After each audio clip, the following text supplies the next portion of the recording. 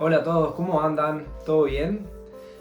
Estamos en el día 80 y pico de cuarentena. La verdad que esto es una situación muy complicada, se está haciendo largo. Me imagino que todos deben estar pasándola de la mejor manera que se pueda del otro lado.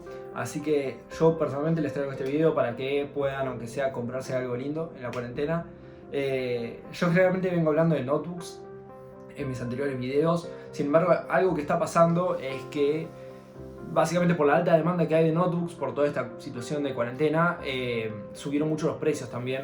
Así que hoy les traigo otra posibilidad, que es comprarse una computadora de escritorio, ¿sí? O armársela ustedes incluso, ¿por qué no? Entonces en este video vamos a revisar qué componentes hay que mirar, qué cosas conviene más, qué cosas conviene menos, y darles un poco una idea general para que ustedes puedan elegir una, ¿sí? Espero que les guste. Empecemos el video hablando de la parte más larga, creo yo, que es el corazón de la computadora, ¿sí? El procesador. Al procesador también se le llama CPU, Central Processor Unit. Por eso no está bien que le digan CPU a la computadora, porque en realidad CPU es el procesador de la computadora. ¿Qué es lo que hace el procesador? ¿Para qué sirve? Básicamente, como dice su nombre, lo que hace el procesador es procesar las acciones que el usuario le pide, ¿sí? Es decir, cuando nosotros cliqueamos algo con un mouse o escribimos algo en el teclado, todo lo que está procesando esas acciones que nosotros hacemos y haciendo del lado de la computadora las cuentas matemáticas necesarias para hacer lo que le pedimos, es el procesador, ¿sí? Ok, pero vamos a lo importante. ¿Qué es lo que ven ustedes? ¿Qué quiere decir esto? Lo que esto quiere decir es que mientras mejor procesador tengan ustedes, que casi siempre es igual a más caro, acciones con mayor complicación más rápido van a poder hacer, ¿sí? Es posible que ahora ustedes estén pensando, ok, todo bien, ¿cuál me tengo que comprar? Bien, la buena noticia de esto es que hay únicamente dos fabricantes totalmente enormes de procesadores, que son AMD e Intel, ¿sí? Vamos a empezar revisando los segmentos de mercado de cada uno y cuáles son los modelos disponibles. Empecemos analizando lo que es Intel, ¿sí?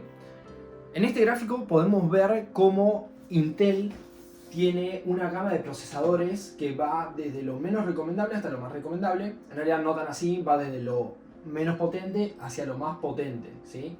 Podemos ver cómo el ranking va desde lo que es Intel Celeron hasta el Core i9, ¿ok? Acá la recomendación básicamente es, si sos una persona que realiza tareas básicas como usar internet y Microsoft Office, intentar mantenerte como mínimo en la gama Pentium o Core i3, ¿sí? Si sos una persona que realiza tareas pesadas como planos en AutoCAD, jugar o editar fotos, videos, mi recomendación es que te mantengas en la gama del Core i5 y Core i7. Obviamente, como muestra el gráfico, un i3 es mejor que un Pentium y un i7 es mejor que un Core i5. La razón por la cual el i9 no es recomendable para mí, al menos, es por lo caro que sale, ¿sí? La mayoría de las personas no podrían aprovechar el 100% de las capacidades del procesador porque es difícil trabajar en algo o con algún programa o con algún software que lo pueda hacer, básicamente. Bien, ahora voy a explicar de manera muy simplificada cómo entender el nombre de los procesadores, porque cuando ustedes estén buscando, básicamente les va a aparecer una nomenclatura, ¿sí? Que es lo que voy a tratar de explicarles. Acá en pantalla van a ver un ejemplo claro que es, por ejemplo, con un Core i7, ¿sí? Que el nombre que aparece en Mercado Libre o donde ustedes busquen es Intel Core i7 9700K, en este caso de ejemplo, pero generalmente van a encontrar algo así. Los datos que más les van a interesar a ustedes son a qué familia pertenece el procesador, que es lo que les va a permitir ubicarlos, y a qué generación pertenecen. Aproximadamente cada año sale una nueva generación de procesadores, como si fuese, por ejemplo, la nueva versión de un celular, ¿sí? Estas generaciones suelen traer mejores features y mejoras de rendimiento, por lo cual siempre conviene, en lo posible, quedarse en las más altas. Y, sobre todo, intenten no bajar de la octava generación, lo cual significa el número 8000 en el nombre del procesador. ¿Por qué? Porque en ese año hubo una mejora de rendimiento muy grande, ¿sí? Actualmente estamos en la novena, por salir la décima, y este año vamos a ver qué tipo de mejoras traen, pero probablemente ustedes lo más recomendable es que se queden entre la octava y la novena, ¿sí? Ok, ahora vamos a hablar un poco de la familia de procesadores AMD, ¿sí? O de la marca de procesadores AMD. Esta es un poco más complicada que Intel, pero vamos a tratar de simplificarla y mostrárselo a ustedes de manera más simple. Si buscamos hoy en día, hay 4 tipos o familias de procesadores AMD. Para hacerla corta, concéntrense únicamente en las series Athlon y Ryzen, ¿sí? Ya que son las más nuevas y las que tienen mejor rendimiento. Ahora vamos con algo muy importante para cualquier procesador, no solo Ryzen, ¿sí? ¿Se acuerdan que les mencioné que lo que hacía era procesar tareas, no? Bueno, resulta que para generar imágenes en su monitor no se utiliza el procesador en sí. Se utiliza un chip adicional llamado GPU, Unidad Gráfica de Procesamiento, que no necesariamente viene integrada al procesador. En el caso de Intel, viene integrada en todos los modelos. Es decir, todos los modelos de Intel van a venir con un chip gráfico incluido, que les va a permitir hacer cualquier tipo de tarea gráfica. En el caso de los Ryzen, solo en los que vienen con la letra G al final de su nombre. Pero esa explicación para mi gusto fue muy técnica, así que vamos a tratar de llevarlo al lado humano, ¿no? ¿Qué es lo que pasa si yo me compro un procesador que no trae una unidad gráfica acoplada o incluida en él? Básicamente lo que va a pasar es que su computadora va a prender, va a encender, pero no van a tener imagen, va a aparecer todo negro, ¿sí? ¿Cómo se resuelve si me llega a pasar eso? Supongamos que me equivoqué y compré un procesador que no tenía unidad gráfica. ¿Cómo lo resuelvo? Básicamente en esos casos lo que se hace es comprar una placa de video, ¿sí? Que permítanme mostrarles cuál es la placa de video. Si ustedes ven mi computadora, esta de acá es la placa de video de la máquina. Yo en mi caso tengo un Ryzen 3700X. Entonces, como no tiene placa de video integrada, y además yo hago cosas como jugar, por ejemplo, que demanda mucho, lo que hago es comprarle una placa de video extra, ¿sí? Ahora, de la misma manera que hicimos con Intel, vamos a repasar o tratar de entender un poco cómo es la nomenclatura de los Ryzen, ¿sí? Bien, como ven, el primer nombre, Ryzen, se refiere a la arquitectura del procesador y tienen una estructura muy similar a Intel, ¿sí? Vamos a ver un número que representa la familia del procesador, luego la generación, luego el SKU, que es el código, digamos, de ese tipo de procesador, y por último podemos ver una letra X o una letra G, ¿sí? Si la letra es X, no importa mucho la verdad. X lo que significa es que vamos a poder overclockear el procesador, que es exigirle más para lo que está hecho, a costa de más calor, pero no den bola a eso aún. Lo que me importa es si tiene una G, porque si tiene una G, como mencioné antes, significa que tiene GPU, lo cual significa que yo no tengo que comprar una placa de video adicional para que ese procesador me dé imagen. Entonces, ¿qué es lo que me importa de acá? Me importa obviamente la arquitectura, me importa la familia del procesador, porque es lo que me va a permitir ubicarlo en el ranking que les voy a mostrar ahora. Me interesa la generación y me interesa si tiene una G al final, ¿ok? Y ahora, para ir finalizando con la sección de procesadores, vamos a ver el ranking en el caso de Ryzen. Como pueden ver, acá lo que yo intenté hacer es segmentar todo para que ustedes no tengan que buscar todos los modelos, ¿ok? Puse los más recomendables únicamente. Para empezar, vamos con el Athlon 3000G, ¿ok? Este Athlon tiene, como la G al final representa, una gráfica integrada y es muy recomendable para tareas básicas, ¿ok? Para los que van a usar ofimática, navegar en la web, etc. Después tenemos el Ryzen 3 3200G. Obviamente, como la letra indica, esto indica que viene con una gráfica integrada y es recomendable para lo que son tareas básicas y también, ¿por qué no?, para algunos juegos. Es como la gama de entrada para jugar y para hacer tareas más pesadas, como por ejemplo AutoCAD, digamos. Después pasamos a lo que es el Ryzen 5 3600 y el Ryzen 7, ¿sí? Estos son recomendables para, obviamente, cualquier tipo de tarea, pero también, sobre todo, para tareas muy pesadas como jugar, editar o editar fotos o videos, me refiero, o utilizar AutoCAD también. ¿Qué es lo que tengo yo? Por ejemplo, yo tengo un Ryzen 7 3700X, en mi caso. Y después tenemos el Ryzen 9, que de igual manera que con el i9, la verdad que no lo recomiendo porque es muy caro y va a ser muy difícil aprovecharlo, ¿sí? Con eso terminamos un poco con lo que es la parte de procesadores. Ya sé que es muy largo, pero la verdad que hay mucho para explicar y por eso me quise tomar mi tiempo para hacerlo de la manera más simple para ustedes, ¿sí? Que lo puedan entender. Ahora pasemos a una parte que a mí me copa mucho, que es la parte de memoria RAM, ¿sí? ¿Para qué sirve una memoria RAM? O sea, ¿qué es? Básicamente vamos a verlo en mi computadora, de hecho. ¿Ven estas dos fichitas que brillan acá? Estas dos son la memoria RAM, ¿ok? son básicamente unas tarjetitas alargadas. Es lo que permite tener muchos procesos activos al mismo tiempo, ¿sí? Pero esta es la explicación técnica. Vamos de vuelta, como siempre, a la parte más humana. ¿Qué significa esto? Esto significa que si ustedes se ponen a mirar su computadora, la que tengan hoy en día, abren el administrador de tareas para ver cómo están los recursos, ustedes van a tener un porcentaje de RAM ocupada, ¿sí? Es decir, la computadora siempre tiene procesos corriendo, ¿sí? No importa cuándo lo busquen.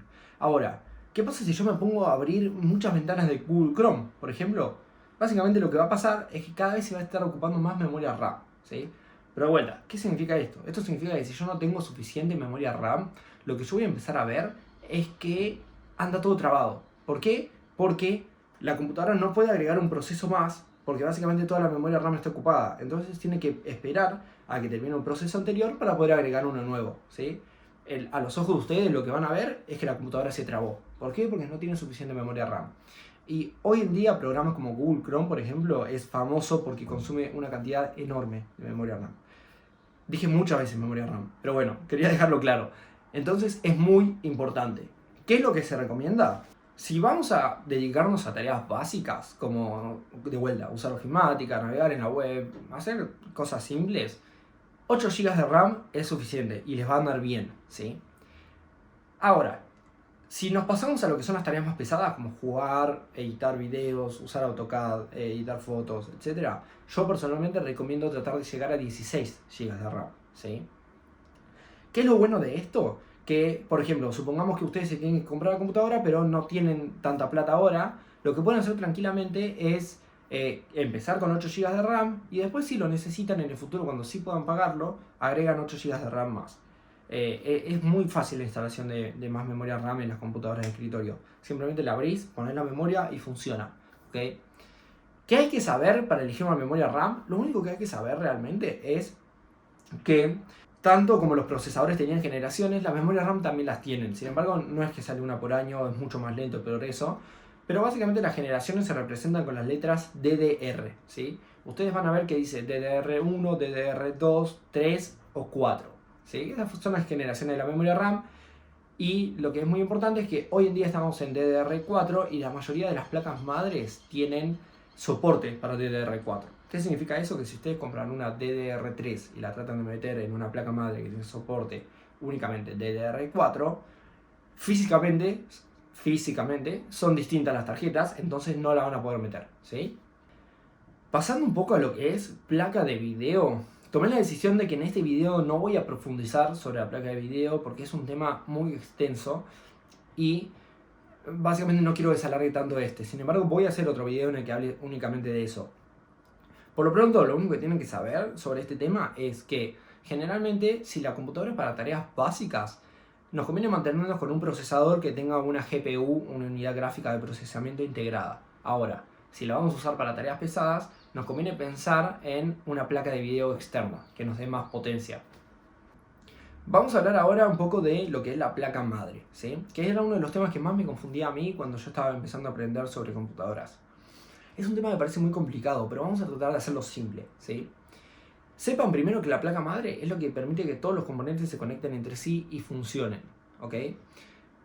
También es lo que nos da a nosotros ciertas funcionalidades, como por ejemplo, no sé, tener más USBs disponibles en la computadora, tener USBs tipo C, tener, no sé, más HDMI, aunque si tenemos una placa de video externa, el HDMI sale de la placa de video, no de la placa madre, pero no importa.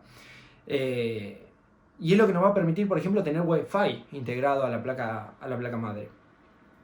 Ahora, ¿qué es lo importante? ¿Qué es lo que tengo que mirar acá? Básicamente tenés que mirar compatibilidades, ¿ok? ¿Y qué quiero decir con esto? Si vos elegiste primero tener un procesador marca Intel, supongamos, ¿sí? Quiero tener un procesador Intel y ya elegí que me gusta el i5 octava generación. Ok, entonces vas a tener que buscar una madre que sea compatible con ese procesador, ¿sí? Cuando ustedes estén mirando los procesadores van a ver que hay un dato que es el socket, que te dice por ejemplo socket 1151. Esto de lo que habla es de la compatibilidad con la placa madre. Si ustedes tienen un procesador con un socket determinado, van a necesitar una placa madre que pueda ser compatible con ese procesador.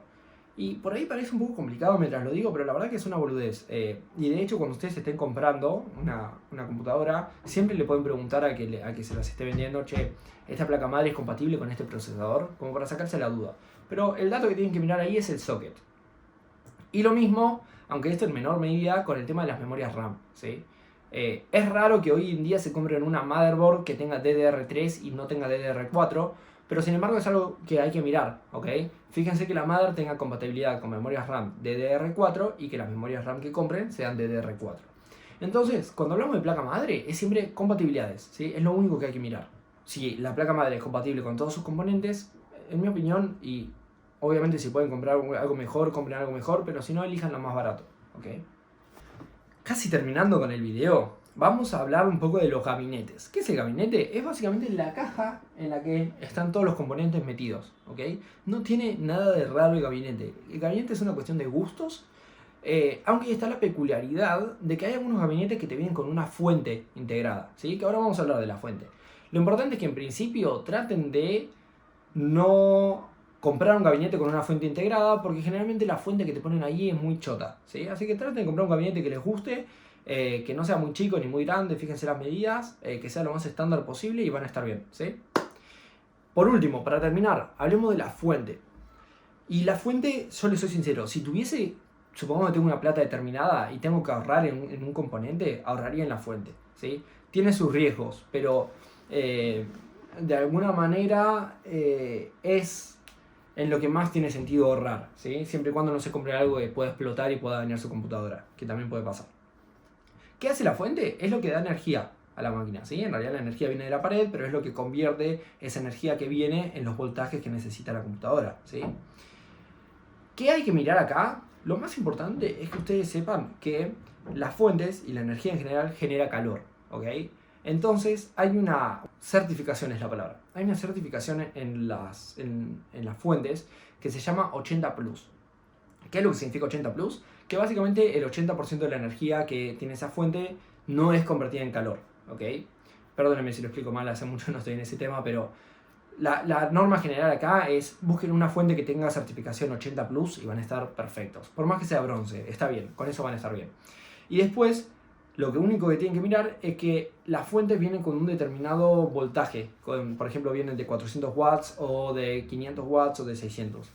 ¿Cómo elegir una? Hay muchas páginas de internet en las que ustedes ponen los componentes que están eligiendo para la computadora y eso les devuelve cuántos watts tiene que tener la fuente para que funcione bien. Entonces, yo les voy a dejar la página en la descripción. Usen esa página y lo que les diga esa página, sumen un poquito más por las dudas y van a estar perfectos, ¿sí? Terminó el video, espero que se haya entendido. La verdad que les soy sincero, es súper difícil bajar esto a tierra y hacerlo lo más simple posible porque hay como mucha información y no quiero no decirles nada crítico, pero al mismo tiempo no quiero llenarlos de información al pedo. Así que espero que les haya gustado, que les haya servido. Vamos a hacer más videos como estos, de la misma manera que hicimos con las notebooks. Entonces nada, la idea es seguir aprendiendo y seguir pudiendo tomar las mejores decisiones. Si les gustó, porfa, likeen el video, suscríbanse que a mí me sirve un montón, ¿sí? Nos vemos la próxima. Chao.